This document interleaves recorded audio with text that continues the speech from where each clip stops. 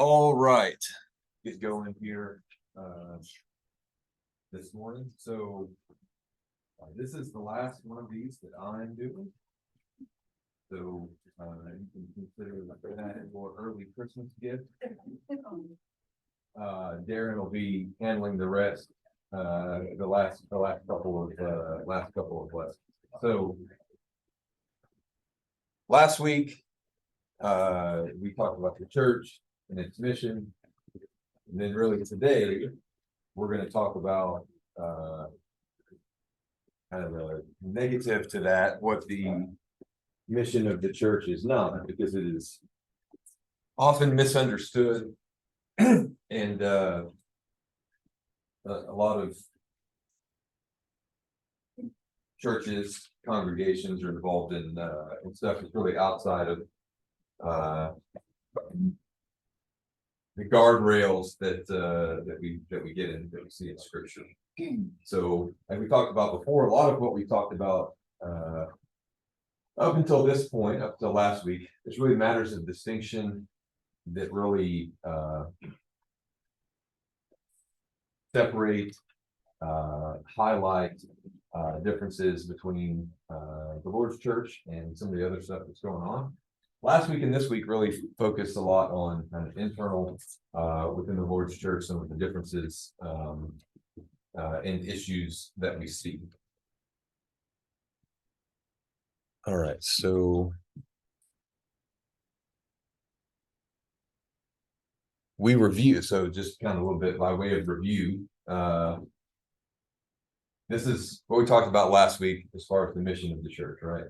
So we talked about evangelism, we talked about edification, and then we barely got started on benevolence. So we'll cover that mainly today, and it actually worked out pretty well because it fits in. I think the idea and the thoughts that we have on benevolence fit in really well with a lot of the stuff that we're talking about today. All right, let's get started with a word of prayer. Dear Heavenly Father, thank you for this day. Thank you for another opportunity to come together and study from your word. I want to worship you this morning as we study and think about your church. Pray that you give us wisdom and discernment as we attempt to understand your design and your intentions. Pray that you would help us to rightly understand and apply things that you've given us in scripture, and that in all things you would be pleased and glorified. I ask all these things in Jesus' name. Amen. Okay.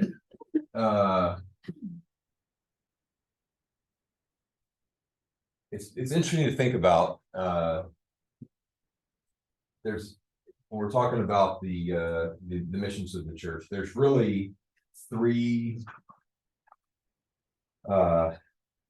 arrangements that God has made for man's benefit, right? So institutions, if you will, that God has put in place. So we're talking about one, which is the church. What are the others? Or are there any others that you can think of?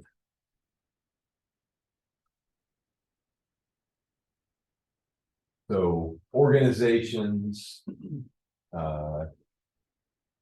groups of people that God has provided for or put into place.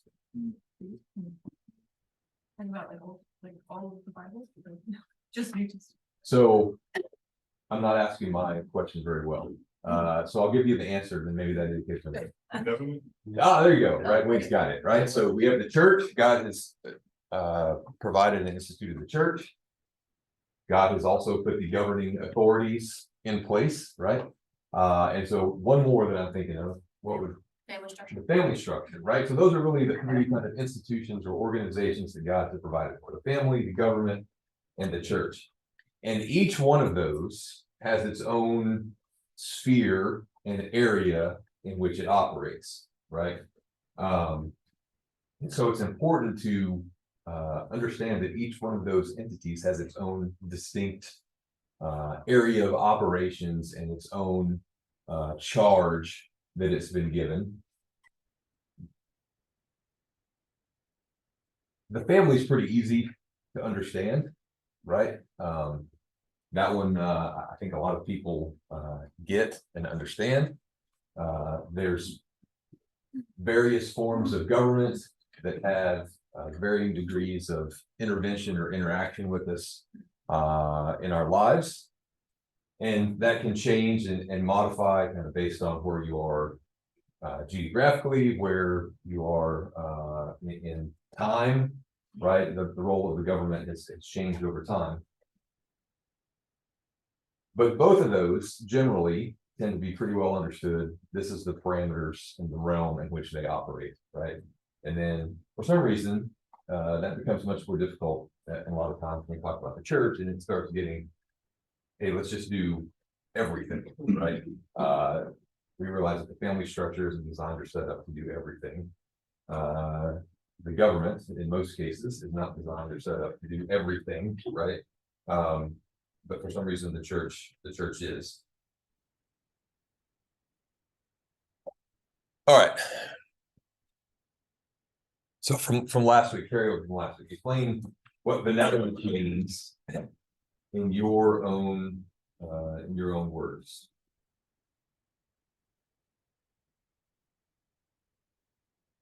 Not a trick question.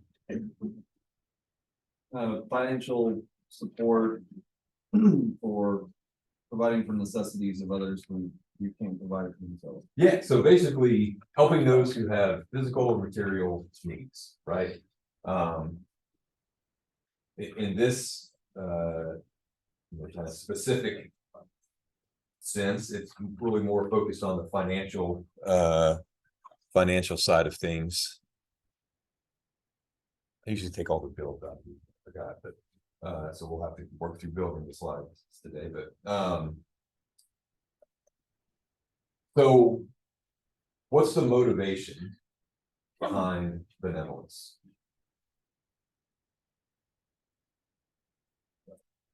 Okay, love, right? We want to do something good. We want to help somebody. We see someone who has a problem and we want to assist, right? An act of kindness or love. There's various different charitable needs or deeds that we can provide with one another. Right. So what's the responsibility of the local church in benevolence? And the answers are on the board, so this one should be pretty easy. I think like in the first one, there's limitations. Last week you mentioned, for maybe individuals who are widows but have children, the responsibility falls more on the children. So there's limitations to what benevolence can be offered, but sometimes it's not just financial. It could be time or, doing deeds for someone. So if someone needed their house cleaned. Service, yeah. Service, yeah. Okay, yeah, so we've got a limited scope for benevolence, right? So if you just think about if the mission of the church was to feed and clothe the world, right, which is what a lot of people think of, as we talked about before, would that ever be accomplished? Right, that's Mark chapter 14, right? Jesus says, the poor you will always have, right? There's always going to be people who have needs. So that's not even really a task that can be accomplished. So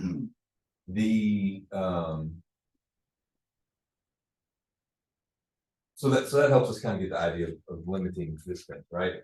So like we talked about last week, the mission of the church is spiritual, and we're not going to be able to solve all of the problems. But when you look at Jerusalem, the example of the church in Jerusalem in Acts chapter 2, right, there's a couple things that we see, right? Verse 44 and verse 45. All things believed were together, or all that believed were together, and had all things in common, and sold their possessions and goods, and parted them to all men as every man had need, right? So that's within the church of Jerusalem. They saw people who had needs and were in bad shape, and they sold things that they had, and used the money to help provide for those people. Okay,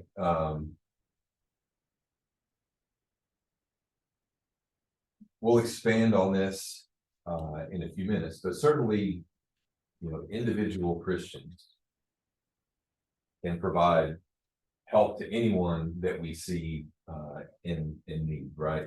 That there's no limitations on who we can help personally or individually, and really that's where we start to run into some problems, is conflating what we can do individually and what we can do collectively as a congregation, which we'll talk about more here in a few minutes. So how does this happen? Right? We contribute, right? We give money every week. And so those offerings can be used to support those who have a need. We can then take that money and provide assistance.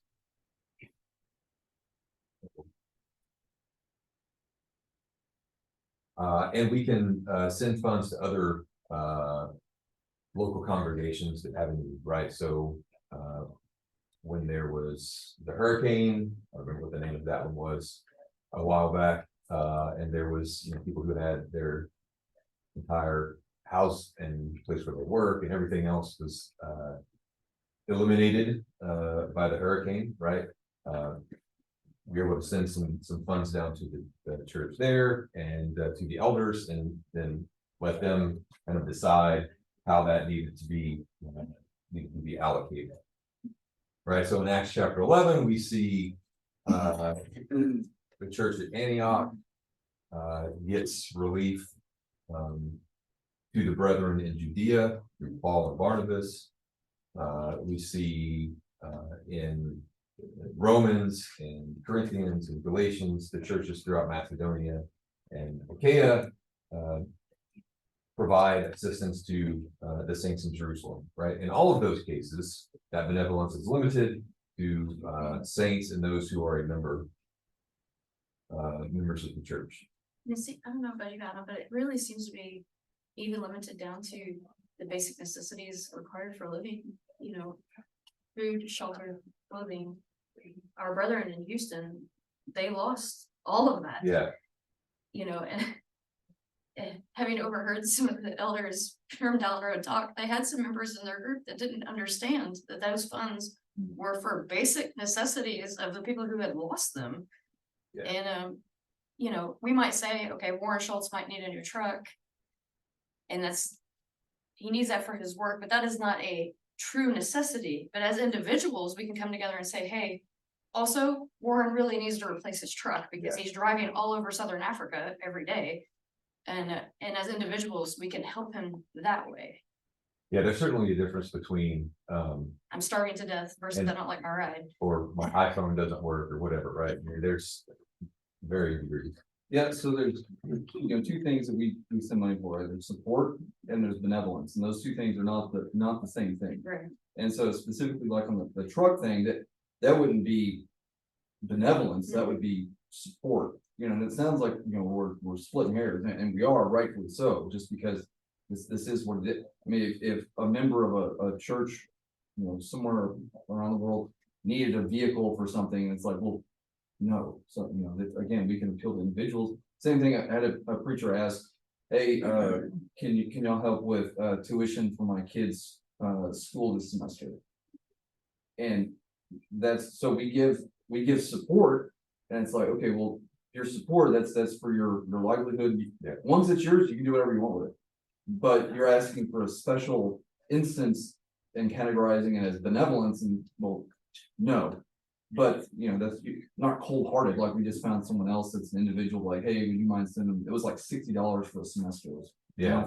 Yeah. So, but again, that like the guys that we work with, like we have to know this stuff, and like the devil's in the details making sure that we do what's right, we're not presumptuous with, God's funds. Yeah, and this will get into here in a few minutes. It's important to make those distinctions, because when we don't make those distinctions, that's when things start to kind of get sideways. So But we are so blessed that we can go.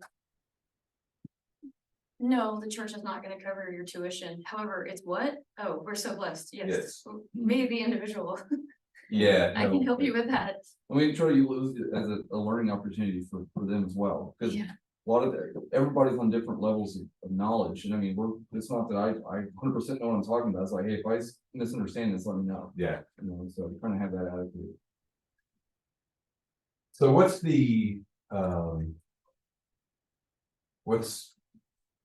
kind of the opposite of this, of limited benevolence? What does Unlimited. unlimited benevolence look like? What does that look like? I know things. What can you, what? Well, I know with other places. We've been, benevolence covered utility bills, it covered rent, it covered. Somebody got laid off, and so, here's, and there could be caveats to that may potentially fall under like a particular hardship, but. There was an individual who, her circumstances were kind of known by everybody. Like, it wasn't that she couldn't work. Mm. She could work, she also didn't manage her mental health, which impacted work. So where other people are working to manage their mental health, for example, so that they can do what they need to. She wasn't, but like every month the church was paying for something. Yeah. But then if other people needed stuff, sometimes they were denied. So then it looked very unfair.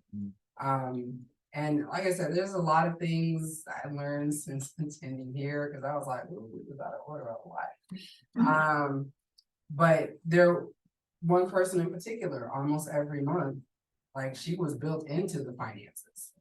But then other people were not. And so then that caused problems, because nobody really understood, well, why does this person always get help? And this person was like, I need help like once. Yeah. And I'm told no. So you had a lot of, but that congregation also owned property and a senior building and got grants. And so you just had a lot of intermingling of a lot of things. Yeah. You see the Lord's wisdom in that though, because if there'd have been some grand structure and organization, the blindness of bureaucracy just cuts the check and never delves into what is the actual issues. But as individuals, you can say, have hard conversations like, hey friend, you have a lot of personal responsibility that you're not picking up and taking care of, and that's why you're in financial problems. Like, you've got to start taking care of yourself too. And we can help you in the meantime, but this is not the gravy boat that's gonna last forever, because the Lord assigns us individual responsibility. That's the wisdom in the design, right? That we can say as individuals, yeah, I'm seeing you not manage your time and resources and assets and physical abilities well. So for the person who is truly unable, we can see that and we can take care of that and not feel blindsided by people who are just gaming the system. Yeah, I think and this can be not just in the church, but there's a lot of people who feel entitled. And that comes across when we think of, when we're talking about what the church is not. When you say church to anyone at large, the assumption is you help with all needs all the time, right? And so when you start to break down, well, there are limitations and here's why, you get the side eye, because it's like, but you're a church. So of course you should be helping with this. And so not understanding that differentiation between the church as a collective, like you mentioned, that's collected on Sundays versus what individuals choose to do. At large, people don't always do that. I like Joe's point with that bloat in funding projects. When you take a hard look at any type of spending, especially with an incredibly large budget, you see an astronomical amount of wasted money, because it is theoretically unlimited, because it's not yours. Right. When it comes to an individual's responsibility with money, it's like, okay, well, This is hitting pretty close to home, so you need to be pretty good with your money. Yeah, it's always easier to spend other people's money. Oh, absolutely. I really like that. It's like if God wanted to do something like this, to set up, why would he leave it so vague? To have it just a thought experiment, not really a point, but just, that's a good point, Joe. 'Cause man, it's so easy to spend other people's money. Yeah. Well, and then absolutely everything we ever put into the collective would end up in benevolence. We would never have enough money to actually support evangelism, which is the primary purpose of the church. Cause you'll always have the poor. Yeah. Literally, the Son of God said that. Yeah, so so one of the things that the church is not, and so now we're kind of transitioning from benevolence from last week into really this week's lesson, right? So by contrast, benevolence very limited in scope, kind of geared towards basic necessities. But the church is not unlimited, social welfare organization, right? So it's interesting, we have people come in during services a lot of the time and, hey, I need some help. And I would say at least 1 in 3, right? So my response is always, okay, we're not gonna talk about any of that until the service is over. If you want to stay, it'd be great. At least 1 in 3, just turn around and walk out, right? So, hey, I'm just here to get whatever quick handout you're willing to give me, and I'm not really interested in anything that you have to offer or really interested in church at all. I'm just here for the freebies, right? So that's kind of some of the stuff that you start to get into and deal with, right? If you open things up and make it unlimited, right? So if you think of general benevolence being that kind of unlimited, certainly, support that. It's important, through an undefiled religion is this, it is the orphans and widows and their affliction, right? That's kind of a big deal, and important. So it's certainly not something that we should offload, right? Because it's really easy to say, oh, okay. The church, so this is we've talked a lot about taking individual actions and applying that to the church, but it also happens sometimes the other way around, where we take restrictions and limitations of the collective group and apply that to ourselves or others, right? And so, I'm not going to help anyone, right? Because the church is taking care of all the limited benevolence that I want to participate in, right? So you have to be careful on some of those things, right? So as we talked about before, we can't meet all the physical needs. General benevolence, certainly individual Christians can participate in. The local congregation is limited to that limited benevolence regarding needy saints. And so why does all of this matter? Why is it important? Because we're trying to do what God has laid out, and we're trying to act in accordance with his plan, and we're trying to glorify him, right? So lots of times you get you don't care about orphans and widows. We absolutely do. We just want to make sure that the way that we are providing for those folks lines up with God's word. It's not like we don't want to help and we're not interested in helping. We just want to make sure that the way in which we help is in line with what God has laid out. At the end of the day, we have to remember that the church's mission is spiritual in nature and spiritual in focus. And so once we get into kind of social welfare type of situations, that certainly starts to very quickly draw resources and distract from that mission, as evidenced by, the church's job is to feed and clothe the world, right? So we've certainly in larger society gotten to that point very, very quickly. We've offloaded family responsibility onto the church too. A lot of that is breakdown of the family. Whereas in your individual family, is that communism only works in the family situation because you have tiny freeloaders who contribute nothing but take a large amount of the resources. But they, you know, our responsibility is our physical family first. That's why the Lord said we need to look after orphans and widows. The thing is, we have rarely met a true widow and a true orphan. Since we have such decent hygiene and medical care in our society, so those folks had no family. That's where the church steps in. But some of those responsibilities are supposed to first come from the individual and second come from the family. Yeah, you know, we see that specifically dealing with widows, right? So if you know, there was a need for someone's parent, well, the first line of defense is that that individual is supposed to take care of them, right? Not just, okay, well, the church can handle that. That goes to their family, right? The people who they were related to.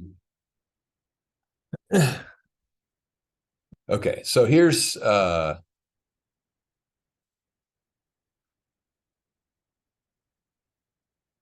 I ask you a Yeah. question? Or like give you a situation, so I was listening to some sermons this week from a institutional Mhm. church, that argues very much against all of this. I was just trying to get the other side, you know? There was a preacher in, Africa somewhere, and, he was meeting with some elders over there, and the church was, all the kids were getting exposed to Catholicism because they would send them, that was their educational system. They would go, Yeah. and the Catholics teaching them. So therefore, they have to go by law to have education. So the elders got together and said, okay, so what we're gonna do is we're gonna put together curriculum. And we're gonna teach them secular education, so they're not exposed to Catholicism. So what would you say to that? That's a good question. Sorry, gotcha. That's what I would say to that, right?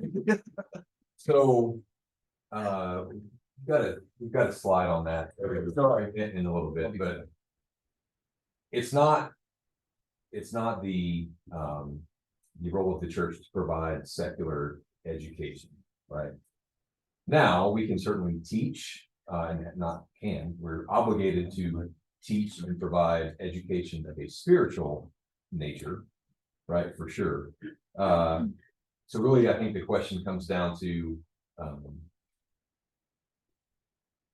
what kind of mix of those two constitutes, okay, is it secular education versus religious? We're kind of blending them together, and doing a little bit of both, and you know, I wish it was as easy as, okay, if 51% of my education is religious, that qualifies, and you know, we're good, right? But it's not laid out that straightforward, right? So that's where it becomes difficult and challenging. And certainly I would say if it's just, hey, we're gonna teach people how to read and write, that's the extent of what we're doing, that would absolutely not be authorized, right? So there's got to be some religious component, spiritual component to it, and then it's just a matter of, okay, we've got to figure out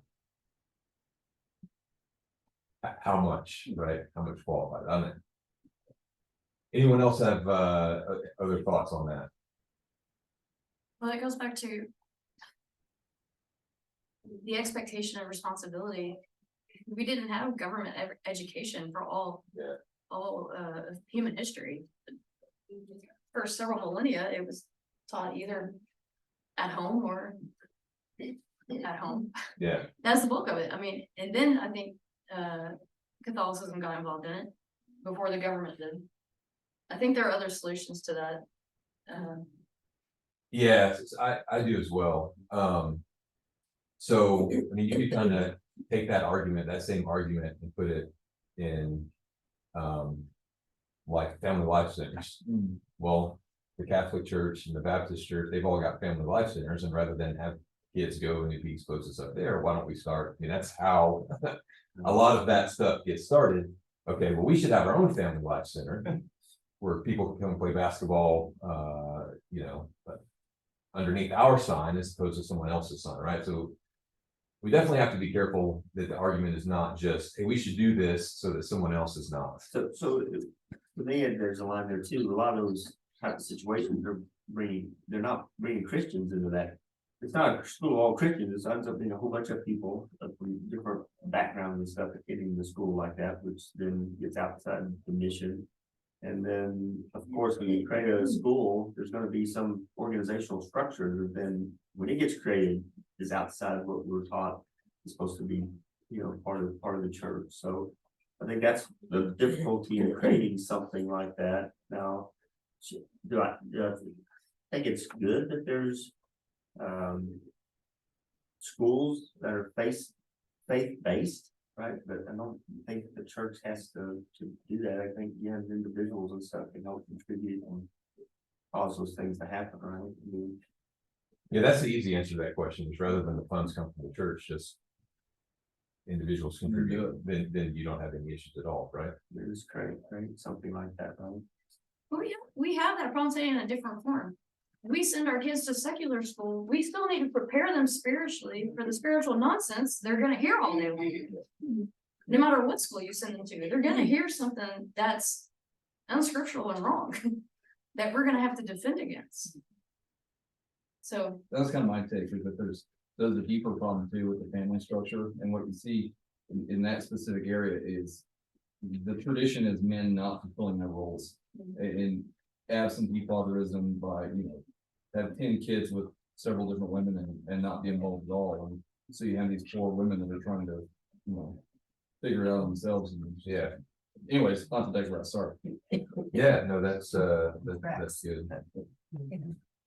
All right, so, one of the points you mentioned a couple times is it's important to understand that, the work that individual Christians are called and authorized to do is not always the same, as what the congregation has to do, is called and what the responsibilities are there, right? So we talked about the first three that are up here, right? We talked about the church, right? So that's very much a spiritual realm. We talked about the family, which is providing for basic needs, education, those kind of things. And then we talked about the role of the government, which is really in its core just maintain order and provide some kind of structure for society. There's a couple other things, right? We've got the community that we can go, play little league or basketball or whatever, right? There's this community where you get to know people and hey, we all live in the same area. We've got some common interests just as a result of that. And that really provides a lot of the social aspect of things. And then we've got businesses, which are really on the economic side of things as well, right? So each of those groups has its own realm in which it operates. And so individuals are certainly authorized to work in any and all of those specific areas, right? The church is very, as we talked about, limited to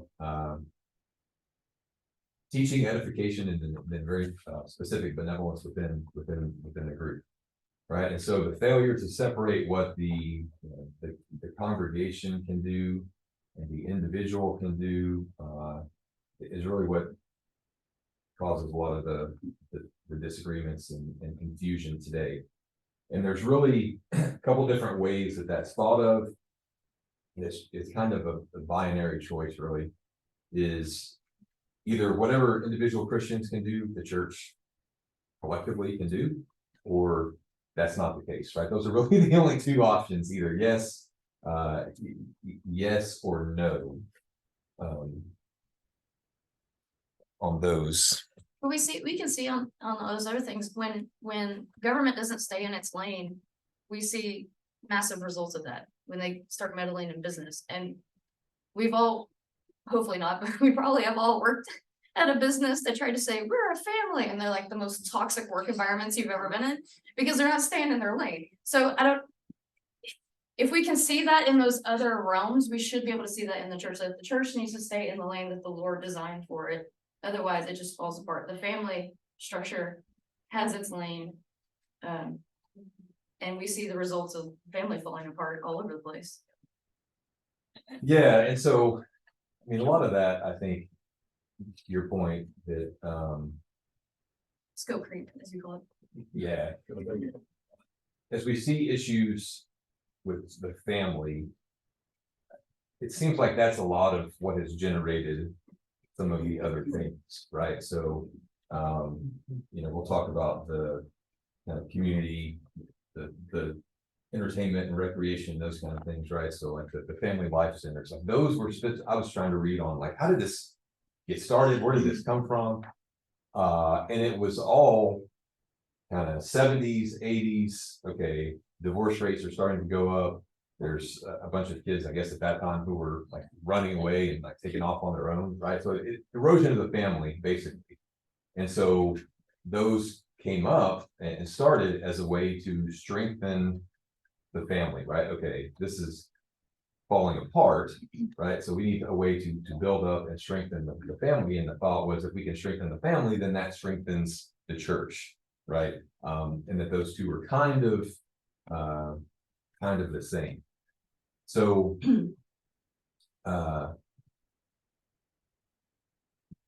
good intentions, right, is not necessarily sufficient authorization or reasons to proceed forward, because a lot of the stuff that's going on had really, started with people trying to do the right thing or recognizing a problem that they were attempting to solve outside of the way that we see it solved in scripture. And so we look at this, right? There's a couple different examples that we can look at where there's a distinction between individual action and collective action. And to your point, Ryan, so there's a couple of there's actually a really good, not really a debate, but Kyle Cope, I don't know if you know him from, yeah, you know him, right, from Amarillo. He went and talked to some folks who were kind of more liberal with the way that they spend money, and just trying to get to just have a conversation that hasn't been had in 50 plus years probably, right? And hey, is there more maybe common ground than we think there is? So you can go listen to that if you want, but he kind of talks a lot about this particular point in that debate, right? That there is individual action and collective action. Now I remember the reason I was talking about that. I think a lot of times we being the larger conservative element of the church don't make very good arguments to support this, right? There's several good arguments.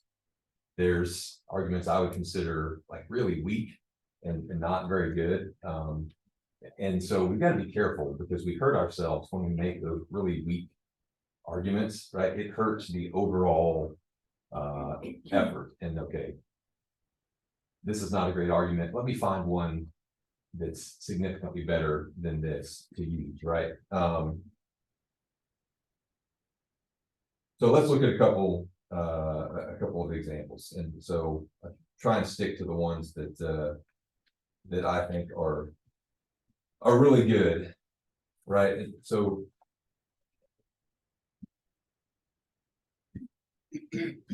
the point of this particular slide and what we're going to look at is really that there's a distinction, right? So if you look at Matthew chapter 18, yeah, it's going on its own. Okay, perfect. So if you look at Matthew chapter 18, right? So it talks about dealing with brethren who are in sin, right? So if you recognize that someone has a problem, you go to them individually, right? You go to them with a group of a couple other people. And if neither one of those approaches work, you take that matter before the church, right? So there's obviously a difference between dealing with someone one-on-one versus dealing with them collectively, right? And so you can look at that and go, yeah, that makes sense. There's this kind of escalation of things, right? So it's me by myself, me with a couple other people, and then everyone. So there's this progression, but it's clear that there's a difference between taking that matter before the congregation and dealing with that person one-on-one, right? There are couple of other examples. It's not great. So we look at Acts chapter 5, right? So Ananias and Sapphira, when they sell their things and they're bringing it back to the Lord, right? So Peter says, you sold this and you're bringing the funds to the church, but you have not honestly represented what's going on. Right, so did that condemn the entire congregation? Well, no, of course not, right? So that was limited to Ananias and Sapphira and what they were doing, right? So you have to be careful if we say that individuals contributing is the same as the church contributing. When there's something that goes wrong, then the implication of that is that that would be spread amongst everyone as well. Then we already talked about widows, right? In 1 Timothy chapter 5, it's the individual's responsibility first to provide over the churches, and that the individual can't offload, the responsibility for our family to others. All right, we're rapidly running out of time here, so yeah, this is not cooperating today.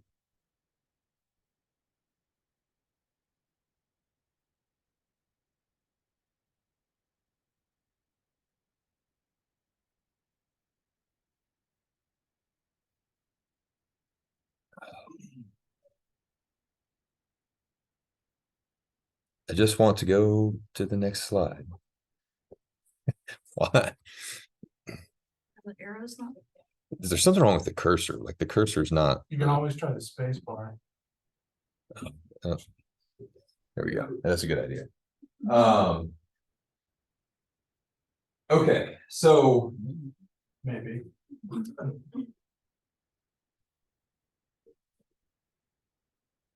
all right, I so can help you with that one. yeah. So we talked a little bit about like the community centers or the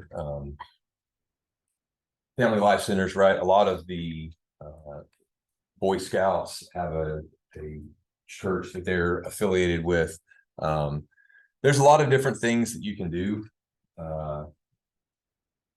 Blood drives and provide your building for voting locations, and there's all kinds of things that are options that aren't really related to anything at all of a spiritual nature, right? So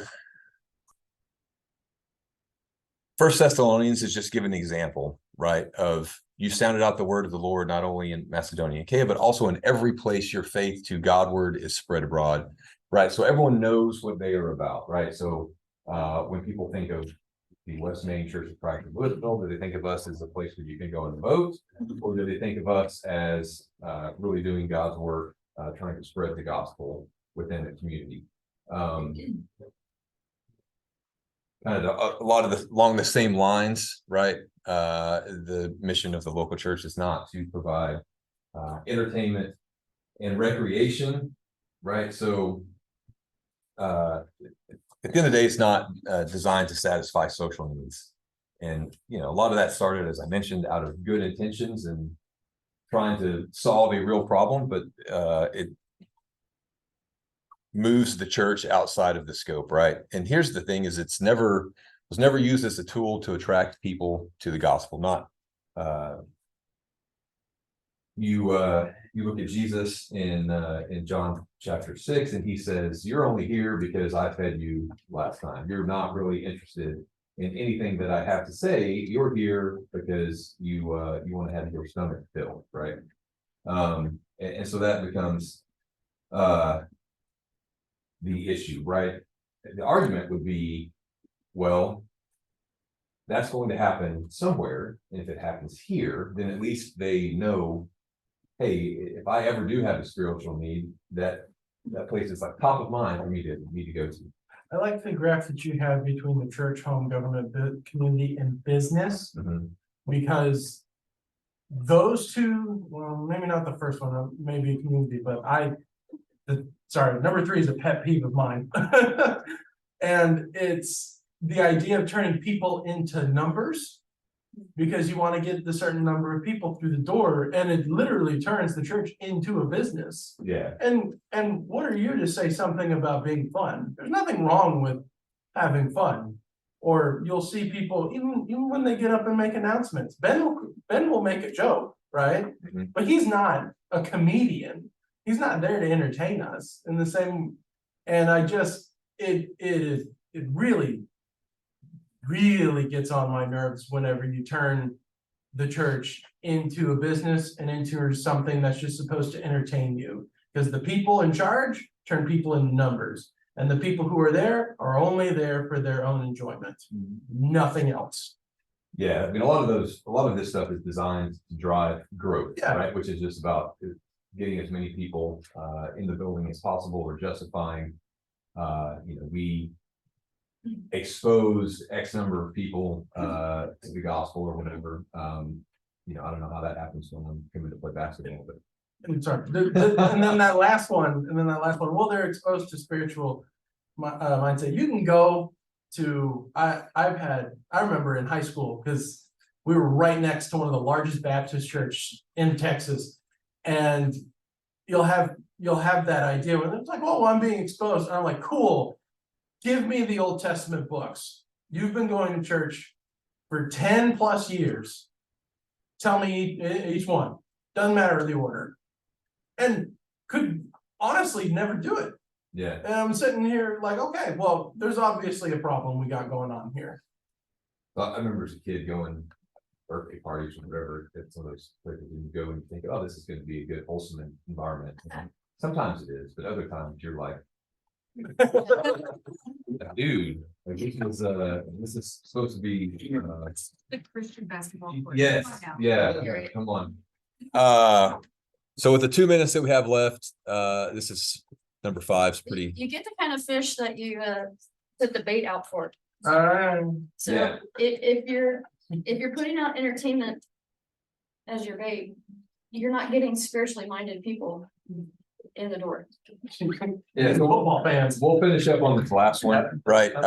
So the church is obviously not, I should have changed the wording of this. I don't really like the wording to shape political policy, because in some ways, I mean, if we're talking about abortion, we're talking about political policy. We should absolutely try and shape that, right? To me, this is a lot more about, particular parties or particular candidates, or trying to say, okay, we're going to spend money in some cases, which is just, I can't even imagine a church of any flavor spending money, any politician ever under any circumstances. That would be good, right? But that's really the problem, right? When we start moving towards specific parties, specific candidates, because there's certainly political issues that are very much pertinent and relevant, and should be taught on and talked about and discussed, and all those kinds of things, right? So just because it's political doesn't necessarily mean it's out of bounds. There are certainly circumstances where we should be talking about those things. Do you have a comment?